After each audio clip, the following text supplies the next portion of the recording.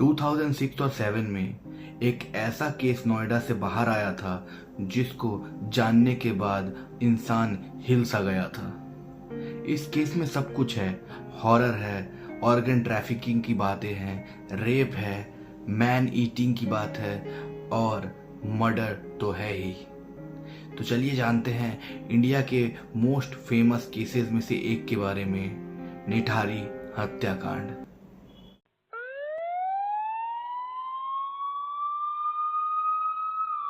2000s में नोएडा बहुत ही speed में ग्रो कर रहा था। नोएडा में तो एक तरफ बहुत ही ऊंची ऊंची इमारतें थी, मगर दूसरी तरफ कच्चे मकान भी थे। एक तरफ बहुत बड़े बड़े बंगलों तो दूसरी तरफ झोपड़ी में या मिट्टी के छोटे छोटे घर। एक तरफ अमीरों के बंगले, दूसरी तरफ गरीबों की कुटिया। उसी अमीर और गरीब के बीच में एक खड़ी थी एक बहुत ही बड़ी दीवार जो नोएडा में उस समय बहुत ही ज़्यादा दिख रही थी। नोएडा में 2003 से कुछ बच्चे गायब हो रहे थे और ये जब गायब होते थे तो उनके मदर और फादर, मतलब उनके माता पिता, जाते थे पुलिस में कंप्लेन लिखवाने के लिए। तो उन्हें ये बोल के भगा दिया जाता था कि तुम गरीबों के बच्चे हैं, इधर उधर चले गए होंगे, वापिस आ जाएंगे। उनकी एफआईआर तक नहीं लिखी जाती थी। किस लिए? क्योंकि वो लोग बस गरीब थे। कुछ बच्चे थे जो गरीबी से परेशान होकर अपने घरों से भाग गए थे और कुछ दिन बाद वापस आ गए थे। तो पुलिस वाले सोचने लगे थे कि जो सारे बच्चे गायब हो रहे हैं वो भी गरीबी से परेशान होकर अपने घर से भाग रहे हैं और कुछ दिन में वापस तो आ ही जाएंगे। मगर वो बच्चे कभी वापस आए ही नहीं। 2003 से 2005 हो गया था और आस्ते आस्ते बच्चों की गायब होने की संख्या भी बढ़ रही थी।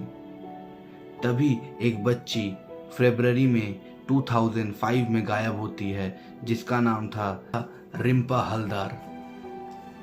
उसकी उम्र बस 14 साल की थी। जब रिम्पा के फादर ये देखते हैं कि रिम्पा हलदार घर नहीं आई है तो वो खोजने उसे निकल पड़ते हैं। उसे रिम्पा कहीं भी नहीं मिलती तो वो थक हार कर पुलिस स्टेशन में जाते हैं कंप्लेन लिखवाने के लिए।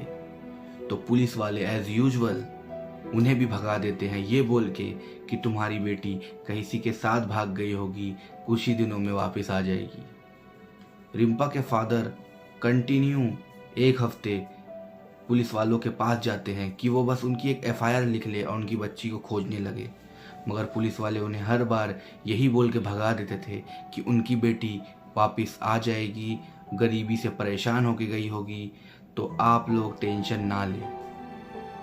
लास्ट में थक हार के रिम्पा हलदार के फादर रिम्पा को कभी पाने की आशा ही छोड़ देते हैं। उसके ठीक एक महीने के बाद कुछ बच्चे निठारी के सेक्टर 31 में क्रिकेट खेल रहे होते हैं और उसी के पास था एक बड़ा सा वाटर टैंक जिसके नीचे था एक लगभग 3 से 4 फुट चौड़ा नाला। तो उन बच्चों की बॉल उस नाले में जाके गिर जाती है।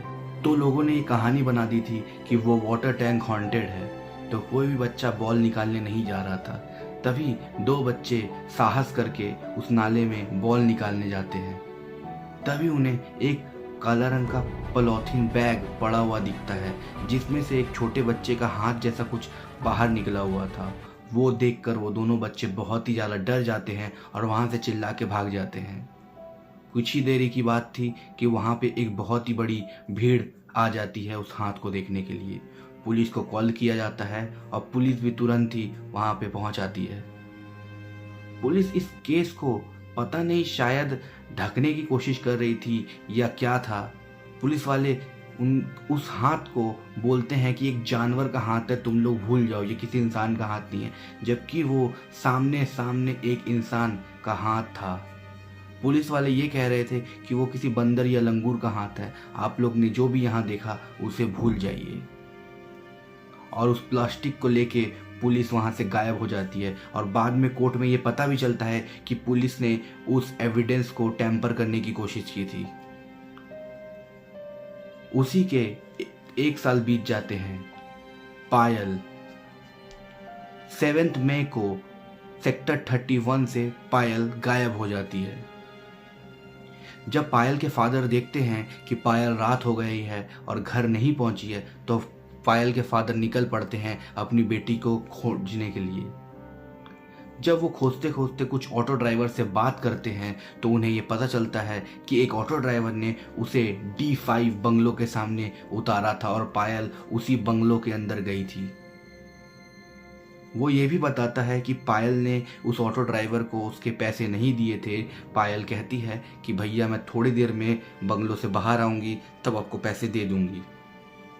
ऑटो ड्राइवर पायल का वहीं वेट कर रहा होता है और बहुत देर वेट करने के बाद जब पायल बाहर नहीं आती, तब ऑटो ड्राइवर उस बंगलों के बेल को बजाता है। तब वहाँ से निकलता है सुरेंद्र कोहली, जो इस घर में एक कुक की नौकरी करता था। सुरेंद्र कोहली उत्तराखंड से दिल्ली आया था कुछ जॉब के लिए और वो यहाँ पे खाना बनाने का काम करता था।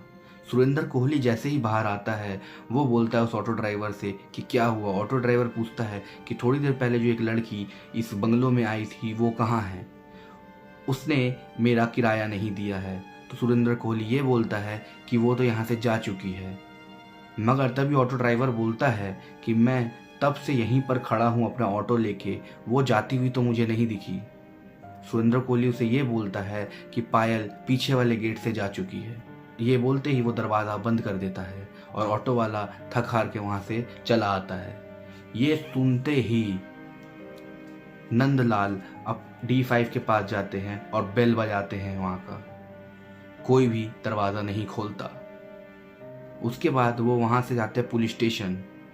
पुलिस स्टेशन जाके जैसे ही वो FIR लिखवाने की कोशिश करते हैं तो उनसे सेम वही बात की जाती है कि तुम्हारी बेटी 20 साल की जवान लड़की है, किसी लड़के के साथ भाग गई होगी, कुछ ही दिनों में वापस आ जाएगी। मगर नंदलाल अपनी बेटी को खोजने के लिए एकदम पागल हो गए थे। वो डेली 1 महीने तक पुलिस स्टेशन जाते हैं अपनी बेटी के FIR लिखवाने के लिए, मगर 1 महीने तक कोई भी पुलिस